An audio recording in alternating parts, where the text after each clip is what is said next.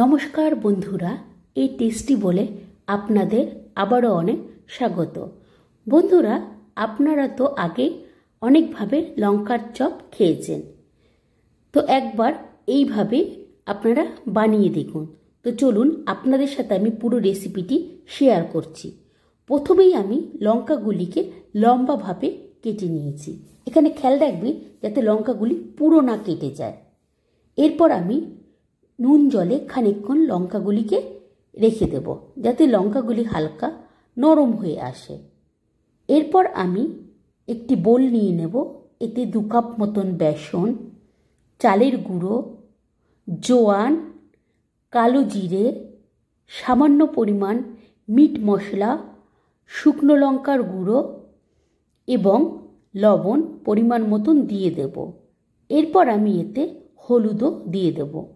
মশলাগুলি বেসনের সাথে ভালো মতন মিশিয়ে নিয়ে এতে আমি বেকিং পাউডার দিয়ে দেব। এরপর এতে আমি ব্যাটার তৈরি করার জন্য পরিমাণ মতন জল দিয়ে দেব। আপনারা জলটি একটু সাবধানে দেবেন যাতে ব্যাটারটি একদম পাতলা না হয়ে যায়। এরপর আমি ব্যাটারটি ভালো মতন মেখে নেব। এই সময় একটু খেয়াল করবেন যাতে বেসনের দানা দানা না থাকে, তাহলে কিন্তু খেতে ভালো লাগবে না। যখন এরকম স্মুথ ব্যাটার তৈরি হয়ে যাবে তখন আমি কড়াই গরম করে নেব। কড়াই গরম হয়ে আসলে এখানে আমি 2 কাপ মতন তেল দিয়ে দেব। আমি এখানে সাদা তেল ব্যবহার করেছি।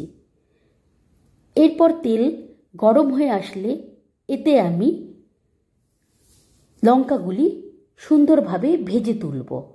আপনারা চেষ্টা করবেন লঙ্কাগুলি যাতে একটু ছড়িয়ে নিতে, যাতে ডিজাইনটি ভালো মতন বোঝা যায়। লঙ্কাগুলি বেসনে ভালো মতন কোট করে একটু ছড়িয়ে ভাজবেন। বন্ধুরা, এইভাবেই তৈরি হয়ে যাবে লঙ্কার এক মজাদার চপের রেসিপি। আপনারা বাড়িতে বানান এবং সবার সাথে শেয়ার করুন এবং আপনাদের মতামত জানান। আপনাদের যদি এই ভিডিওটি ভালো লাগে তবে একবার লাইক করে দিন এবং এরকম